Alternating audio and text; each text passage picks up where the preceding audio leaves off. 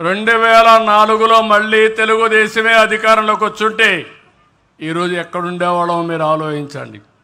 2019లో మళ్ళా తెలుగుదేశమే వచ్చుంటే ఆంధ్రప్రదేశ్ రాష్ట్రం ఎంత అభివృద్ధి అయ్యేదో చూడండి.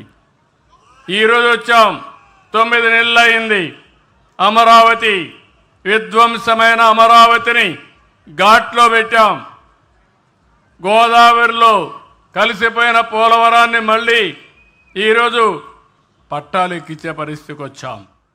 విశాఖపట్నం స్టీల్ ప్లాంట్ దివాలా తీసి రేపు రాబోయే రోజుల్లో ఇది ప్రైవేటైజ్ చేయాలి, లేకుండా మూసేయాలనే ప్రాజెక్ట్ని ఈరోజు లాభాల బాట పెట్టే పరిస్థితి తీసుకొస్తున్నాం. రైల్వే జోన్ తీసుకొచ్చాం. మీరు అవన్నీ చూస్తే ఈ గడిచిన కాలంలో 10 నెలల్లో ప్రభుత్వ పరిపాలనని ఘాట్లో పెట్టాం. సంక్షేమ కార్యక్రమాలని ఇస్తున్నాం.